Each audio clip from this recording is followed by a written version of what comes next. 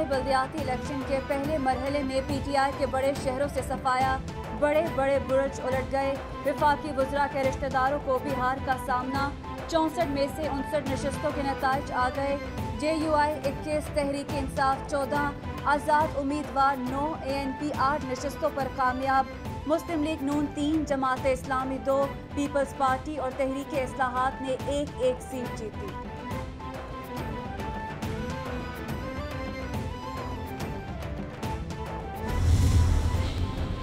वज़ीर-ए-आज़म ने खैबर पख्तूनख्वा बल्दियाती इंतखाबात में गलतियों का एतराफ़ कर लिया। इमरान खान ट्वीट में कहते हैं कि बल्दियाती इंतखाबात में गलतियों का PTI ने खमियाजा भुगता। गलत उम्मीदवार बल्दियाती इंतखाबात में हार की बड़ी वजह बने। इंतखाबात के दूसरे मरहले में तैयारियों की खुद निगरानी करूँगा। पूरे मुल्क में बल्दियाती इंतखाबात की भी निगरानी करूँगा। इंशाअल्लाह PTI मजबूत जमात बनकर उभरेगी।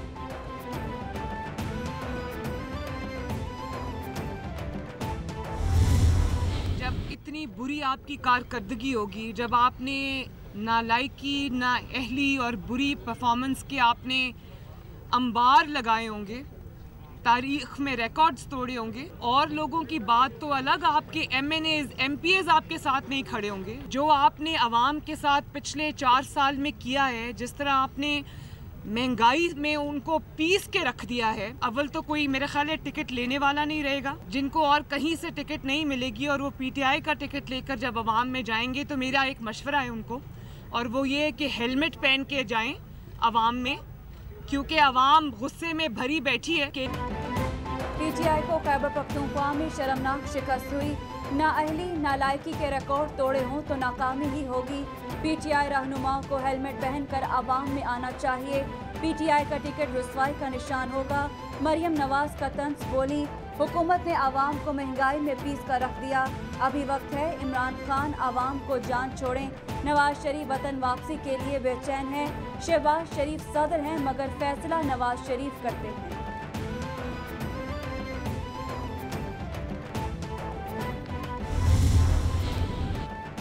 तहरीक इंसाफ खैबर पख्तूनख्वा की सबसे बड़ी जमात है। हेलमेट पहनकर किसको बाहर निकलना है, ये तो वक्त बताएगा। खैबर पख्तूनख्वा PTI का घर है, हार जीत से कोई फर्क नहीं पड़ता।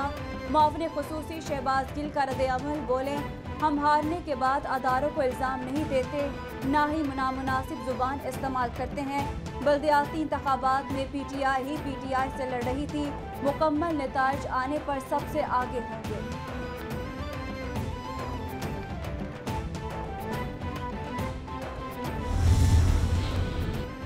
अगर JUI जैसी शिद्दत पसंद जमातें PTI का मुतबादिल हैं तो मुल्क भेड़ियों के हाथ लग जाएगा। PTI क़यादत और कारकुनान ज़ाती इख्तलाफात पर से पुश डालें और इमरान खान की क़यादत में खुद को मुनज़्ज़म करें। वफाकी वज़ीर फवाद चौधरी का ट्वीट, बोले, नून लीग ने 5 साल में $27 अरब बैरूनी कर्जों की अदायगी की।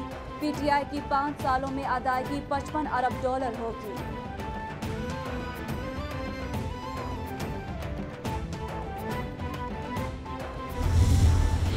मुल्क में अवाम की जगह कोई और एम्पायर बन जाए तो हुकूमतें फिर उसकी खुशनुदी के लिए काम करती हैं, अवाम की खुशनुदी के लिए काम नहीं करती हैं। मैं खैबर पख्तूनख्वा के अवाम को सलाम पेश करता हूँ कि उन्होंने इमरान नियाज़ी की रुखसती के अमल का आगाज़ कर दिया है। खैबर पख्तूनख्वा के अवाम ने इमरान खान हुकूमत की रुखसती का आगाज़ किया। OIC इजलास में मकबूजा कश्मीर में भारतीय मुजालिम के खिलाफ करारदाद मंजूर नहीं हुई। हुकूमत सफारती सतह पर नाकाम हो गई है। वज़ीर-ए-आज़म ने सारी जिंदगी चंदा मांगा है और आवाम को भी इस पर लगा दिया। आज पाकिस्तानी पासपोर्ट की इज्जत नहीं। एहसन इकबाल की अदालत पेशी पर गुफ्तगू। एहतसाब अदालत ने नारोवाल स्पोर्ट सिटी रेफरेंस 12 जनवरी तक मुलतवी कर दी।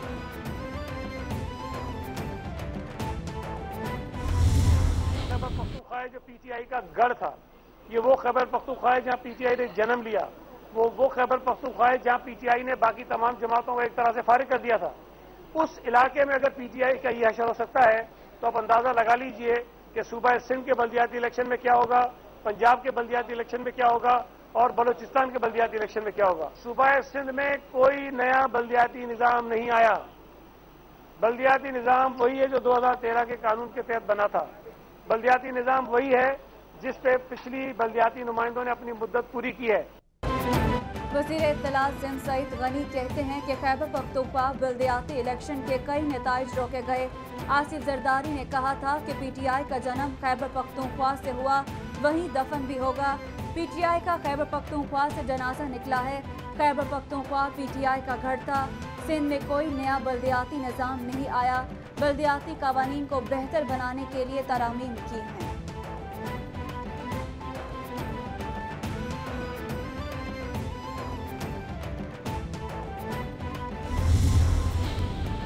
वज़ीर आज़म इमरान खान की ज़ेर सदारत इजलास 14 निकाती एजेंडे पर गौर। इजलास में OIC वज़राए ख़ारिजा के गैर मामूली इजलास बारे एतमाद में लिया जाएगा। काबीना खैबर पख्तूनख्वा के बल्दियाती इंतखाबात के नताइज का भी जायजा लेगी। वजारतों और डिवीजन्स में डेली वेजेस मुलाजमीन की रेगुलराइजेशन का मामला ज़ेर बहस आएगा। बैरूनी कर्जों और सूद की अदायगी में टैक्सेस छूट की मंजूरी दी जाएगी।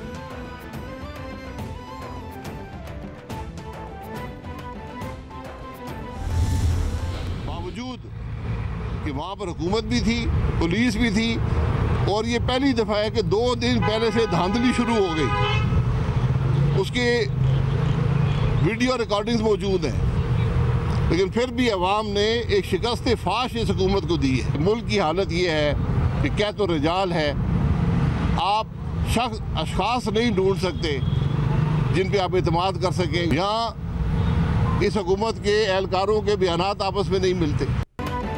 मुल्क के हालात सबके सामने है, ना बिजली है ना गैस। आज मुल्क में इंडस्ट्री बंद है। मुल्क में गरीब आवाम मुश्किलात का शिकार है। इस हुकूमत का एहतसाब आवाम करेगी। साबिक वज़ीर आज़म शाहिद खाकान अब्बासी की अदालत पेशी के मौका पर मीडिया से गुफ्तगू बोले। हुकूमत अपोजिशन को दबाने के लिए काम कर रही है। वक्त आएगा जब हम दरख्वास्त गुजार बनेंगे, हम हर करप्शन के बारे में पूछेंगे।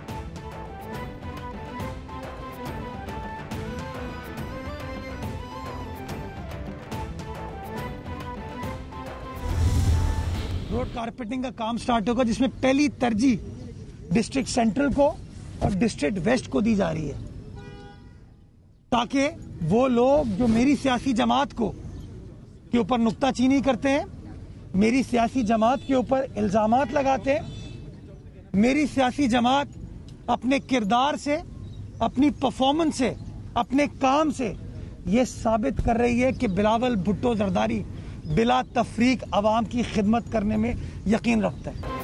एडमिनिस्ट्रेटर कराची मुर्तजा वहाब कहते हैं कि कराची के सातों इस्लाम में तरक्याती काम शुरू किए गए। अजीजाबाद पार्क साबिक बल्दियाती नुमाइंदों की अदम तवज्जो का शिकार था। वाटर पम्प चौरंगी को माजी में नजरअंदाज किया गया। पौधे लगाने और पार्क खोलने के लिए अरबों रुपए नहीं लगते। क़यादत तब्दील हुई और तब्दीली सबको नजर आई। हमें कोई इख्तियारात, कोई वसाइल इजाफा नहीं मिले, हर जगह काम करेंगे।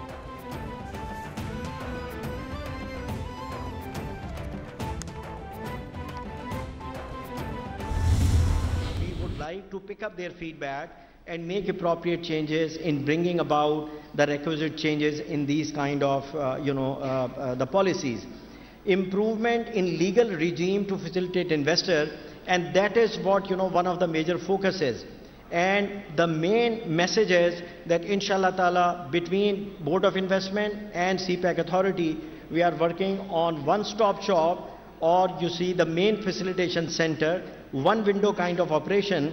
And on top of it, what we would like to be doing, that in each special economic zone there are management companies, and those are going to be legally empowered. मामले खसूसी CPAC खालिद मंसूर कहते हैं कि मुल्क में सनती तरक्की के सफर को आगे बढ़ाएंगे। पाकिस्तान को मैन्युफैक्चरिंग हब बनाने के लिए कोशा हैं। सरमायाकारों को सहूलतें फराहम करने के लिए पॉलिसियां बनाए हैं। सरमायाकारों को तमाम सहूलतें एक ही छत तले फराहम करेंगे।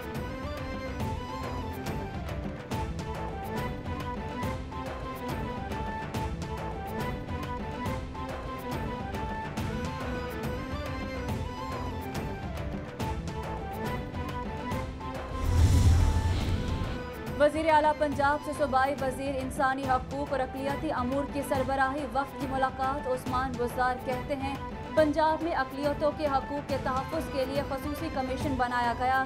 मिनॉरिटी राइट्स कमीशन का मसवदा तैयार कर लिया गया। रवा माली साल अक़लियती बरादरियों के लिए 2 अरब 50 करोड़ रुपए रखे गए। लाहौर में योहन्ना आबाद और फैसलाबाद में वारिसपुरा का मॉडल मिनॉरिटी इलाके करार पर।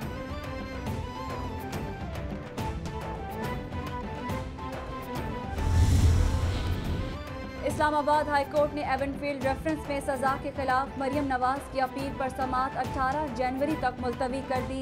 नैब ने समाअत बगैर कार्रवाई मुलतवी करने की इस्तदा की। अदालतों ने अपीलों में नैब की जानिब से इल्तवा की दरख्वास्त मंजूर कर ली। बुखार है, डॉक्टर ने करंतना का मशवरा दिया। नैब प्रोसिक्यूटर का मौक़िफ़।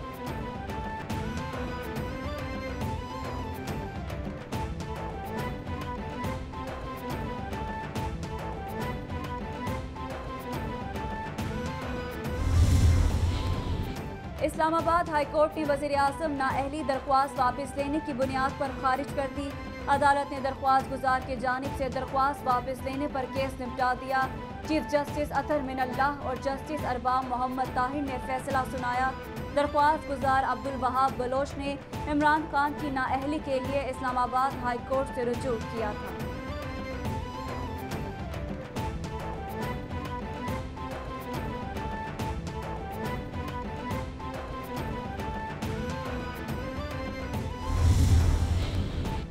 पंजाब हुकूमत ने तालीमी अदारों में सर्दियों की छुट्टियों का नोटिफिकेशन लाहौर हाई कोर्ट में पेश कर दिया। पंजाब हुकूमत ने छुट्टियों को 2 मुख्तलिफ फेजेस में तकसीम कर दिया। लाहौर समेत पंजाब के 24 अजला में 23 दिसंबर से 6 जनवरी तक छुट्टियां होंगी, जबकि सूबे के 12 अजला में 3 जनवरी से 13 जनवरी तक छुट्टियां होंगी। जहलुम, मियांवाली, अटक, मुजफ्फरगढ़, चकवाल, भक्कर और रावलपिंडी में 3 जनवरी से छुट्टियां शुरू होंगी।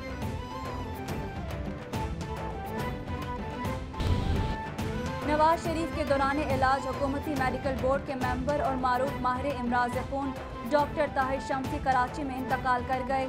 Doctor Tahir Shamsi brain haemorrhage के बायस निजी हॉस्पिटल में ज़ेरे इलाज थे। मरहूम ने पहली बार 1995 में बोन मैरो ट्रांसप्लांट मुतारिफ कराया था।